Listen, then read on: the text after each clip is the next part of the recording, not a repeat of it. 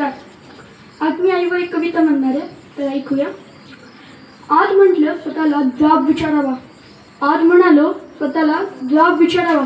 आईसाठी आपण काय करतो? आढावा घ्यावा. आपण पहाटे उठलोय आणि आई दुपारी कधी घडले? आपण जेवायच्या आधी आईचं ताट आपण कधी वाढले? बरं, तुम्ही घरी येताना विनाकारण आईसाठी काय आणता? तुम्ही घरी येताना विनाकारण आईसाठी काय आणता? बरं, तुम्ही सांगा तुमच्या स्वतःच्या आईचा फेवरेट कलर कोणता?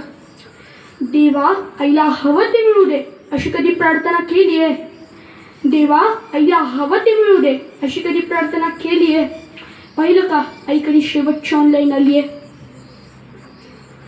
तरी बाळाला कोणी बोललं तर तिचं मन येतं भरून. तरी बाळाला कोणी बोललं ना तिचं मन येतं भरून. आपण मात्र बोलताना विनाकारण शिव्या आईवरून. अहो, लक्षात ठेवून ती बाळासाठी सतत हात पसरवते, कधी देवापुढे दैवापुढे, कधी नशिबापुढे. अहो, लक्षात ठेवून ती सतत बाळासाठी सतत हात पसरवते, फक्त स्वतःची मात्र दुपारची बीपीची गोळी विसरते. आईची आईहून बाळांनो कधीतरी वागाणं, आईची आईहून बाळांनो कधीतरी वागाणं. तिचा खडबडा हातात घेऊन कधीतरी बघाणं.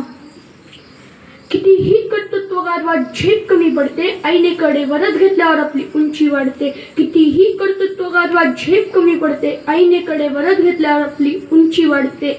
उगत का त्या अध्यात्माच्या व श्रद्धेच्या गप्पा हाणता? आईच्या पोटी जन्माला येताना देव कुठं म्हणता? आईला सतत मुलांचा ध्यास, त्यांच्याच प्रेमाची धुंदी. बाळांनी गंमत आणली नाही तरी आई सदा आनंदी. आईला सतत मुलांचा ध्यास, त्यांच्यात प्रेमाची धुंदी. बाळांनी गंमत आणली नाही तरी आई सदा आनंदी. नको कुणाशी स्पर्धा देवा, नको कुणाचा हेवा. जग जिंकायचं ना मित्रांनो तर आईच्या पायावर डोकं ठेवा. जग जिंकायचं ना मित्रांनो, आईच्या पायावर डोकं ठेवा. धन्यवाद.